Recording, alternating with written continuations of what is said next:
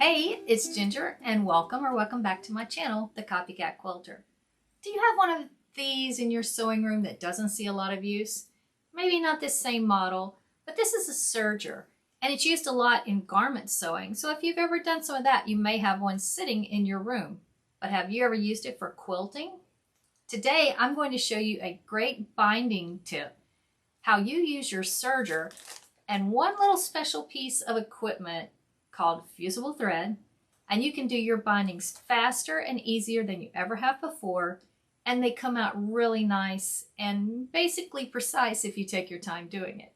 So stick around and I'll show you how to set up your machine, and I'll also show you the tips that I've learned on how to use your serger to bind your quilts.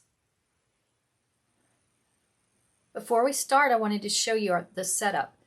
So right now I'm set up with a 3-thread overlock wide, so the wide setting, which is a little more than 1/4 of an inch, I think. So I always make sure to use the 2.5 inch binding, and when you fold it over, you get a really tight, full binding.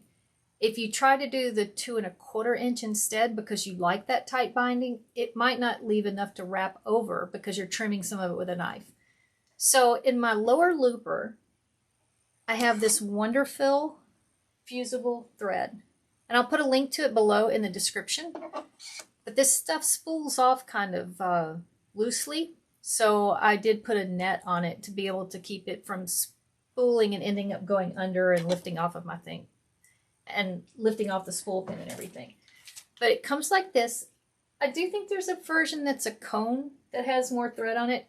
And I probably will use that next time. Because you can see I'm almost out of thread on this. You can see you've got a little of the black showing through. There's not a lot of thread left, and I've only done maybe 3 or 4 smaller size quilts, so this thread went through pretty quickly. But the mesh net does really help. Whenever I didn't have that on there, my thread kept looping and catching up under the spool and making it bounce off like that. So it's not a difficult setup, it's just the lower looper. You want to have the fusible thread. I started halfway down one side. You don't want to start too close to the corners, either the front or back corner. And you want to leave a tail of your binding. So don't start right at the end of the binding, but leave, I don't know, that's maybe 5 or 6 inches. And I've already sewn around 1.5 sides. I like to start by putting my binding on the front. And then when I fold it back and fuse it, it'll make sure whenever I top stitch on this front here that it catches everything on the back side.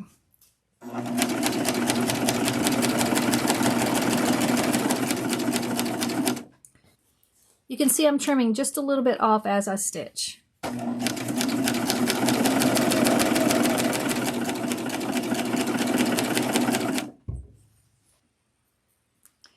So we're approaching a corner here. And you do it kind of the same way you do a regular sewing machine. I want to get to about 1/4 of an inch to the corner, and then I'm going to go off the side.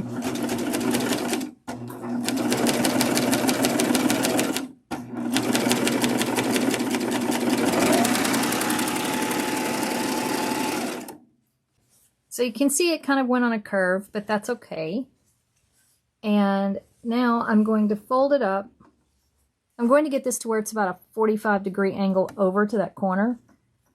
This isn't super precise. You probably could make it more precise, maybe take it to the sewing machine and sew off the edge, but this is good enough for me, and it actually turns out really nice.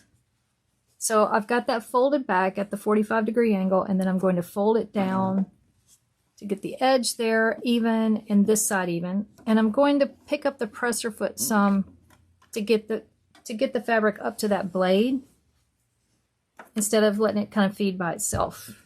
And then I line this side up and just start going again.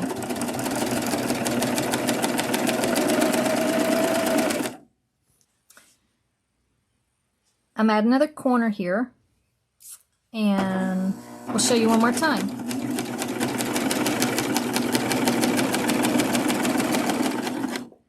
I go down to where the knife is actually kind of past the 1/4 inch a little. I'm trying to get a little closer to when the needle is down there. So about there, and I'll pull it off to the side.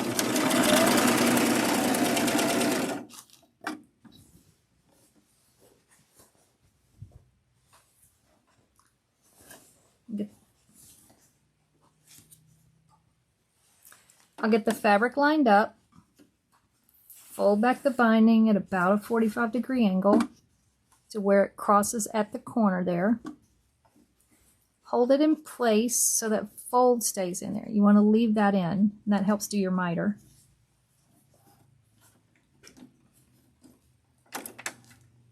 Get it back up under the foot a little and line up with the knife blade.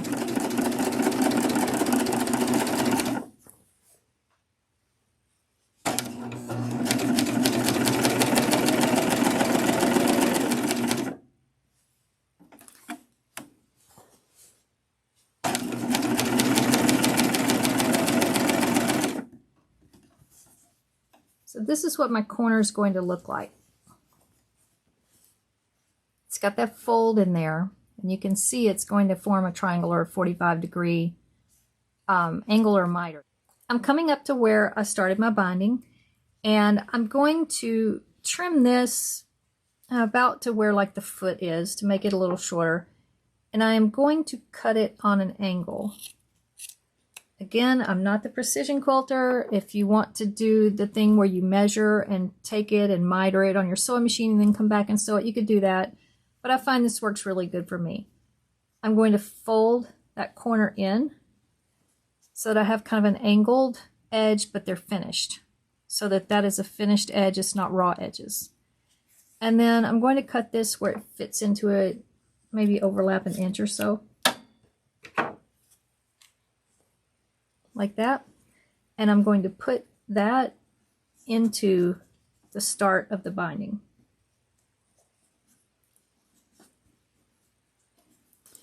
And then just sew over it. I will use something to kind of hold that in place as I come up on it, just so it doesn't get kind of folded in. Just making sure not to get close to that knife.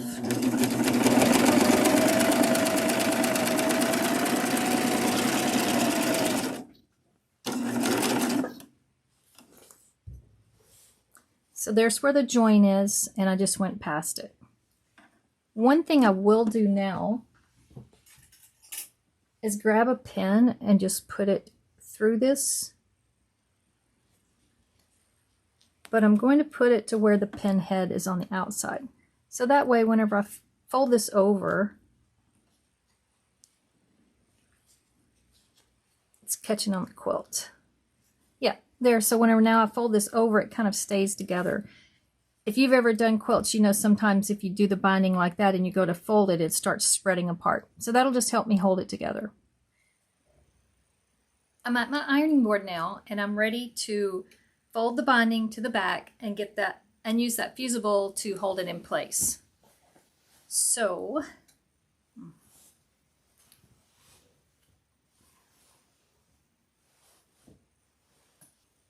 if you remember, I put the pin in here, so this was my start and stop place, and I put that pin in to hold the fold. The lower looper is the one that's the fusible thread. So this is going to be fusing whenever I fold over. It's going to hold that in place, and then I can stitch from the front and be sure to get to catch the back all the way across. So make sure not to touch your iron to the fusible, but I will take and fold over and pull it tightly, and just make sure the edge of the fold of my binding is going past where my needle position is on my serger.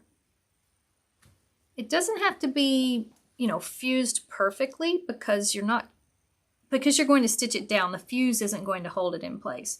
So now I'm at that pin, and I'm just kind of going to get as close to it as I can. Make sure the fusible's holding. I'm going to skip past it just a little and get the fuse going on the other side.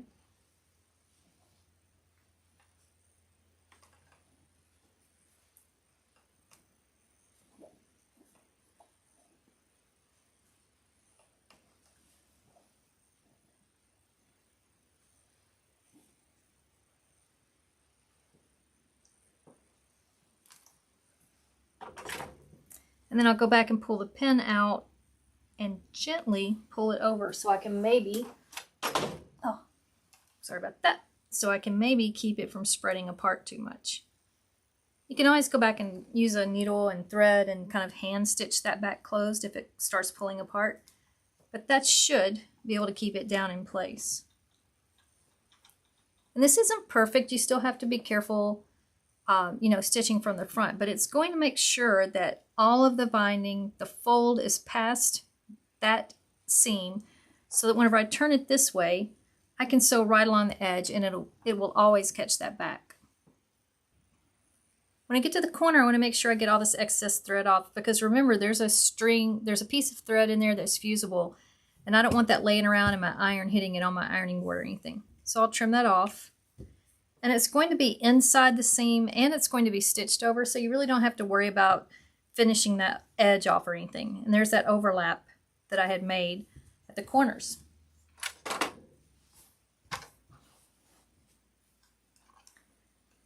So I'll finish doing my folding. And you can see I'm kind of pulling that binding over because I really want to make sure it gets past the needle line of that serging. And when I get to this corner, I'm just going to pull it out to where it makes that 45 degree there. And I'm going to hold that and make sure not to touch the fusible.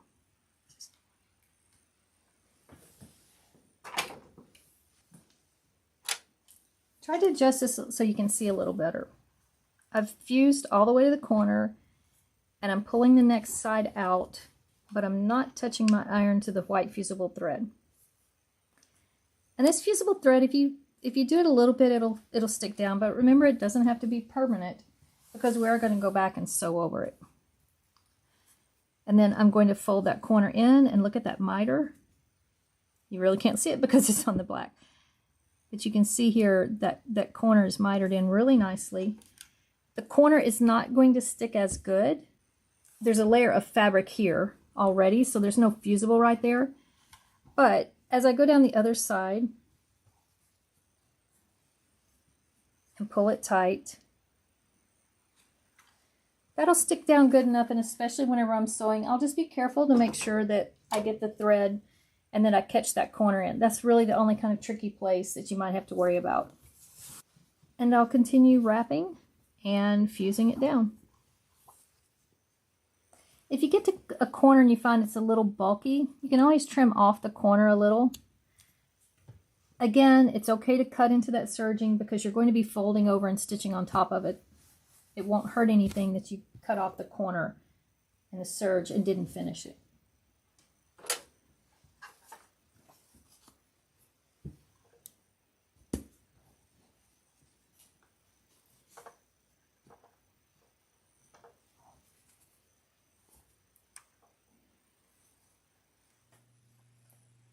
I'm at my machine now, and I like to do this with an open toe foot so I can see exactly where my needle's going.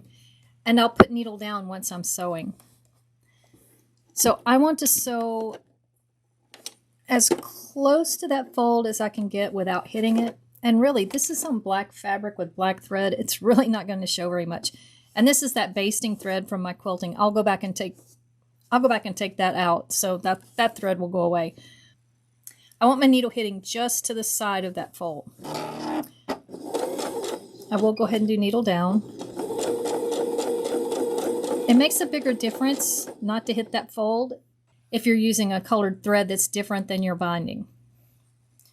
So I'm going to use my stiletto just to kind of hold this down when I get here, but you can see that nice miter is already there.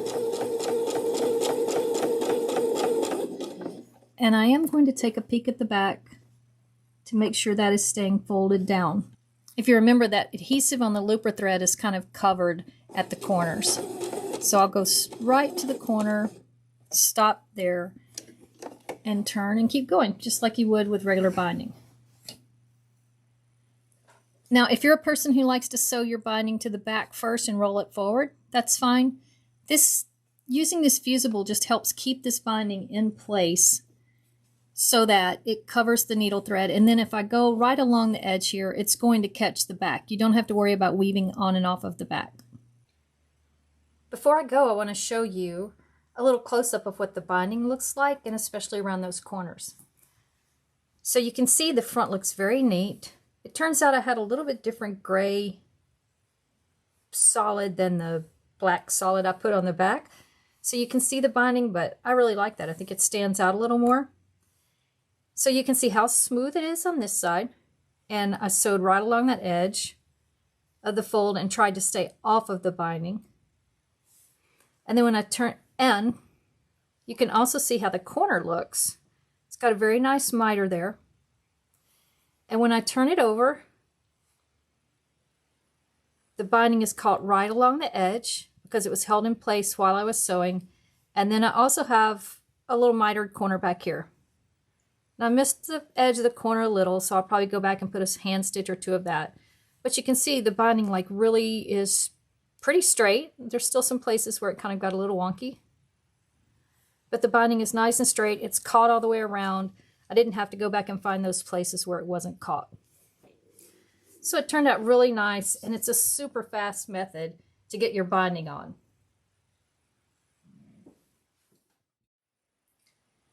So what do you think? Does getting this kind of a result that fast make it worth getting that serger out, getting some of the fusible thread, and trying this technique out for yourself? You know, I think sergers can kind of be intimidating for people, but especially if you're only using it for quilting, if you can get that 3-thread wide overlock set up with the fusible in the lower looper, you're set. You can just keep serging and serging, and you don't have to do a lot of re-threading and setting up different stitches. You just need the 3-thread wide overlock and the fusible thread, and you'll be set to get your quilts out that have already been quilted and are just waiting for that binding, and knock them out in no time flat. So let me know in the comments below, do you have a serger that's been sitting in your closet for years? Do you use your serger now for some of your quilting tasks? Or are you interested in looking at getting a basic level machine so you can try out binding and even other things with your quilting on the serger? I'll put a link below to a brother machine that's kind of an entry-level machine, but I've had it before and my mom has one. They're really dependable machines, and as long as it will do a 3-thread wide overlock stitch, you are golden. You won't even have to rethread it a lot because you're just using that stitch for this binding technique. So that's it for now. I hope you like and subscribe, comment, do all those things, and come back to watch more videos. Thanks and good luck with your serging.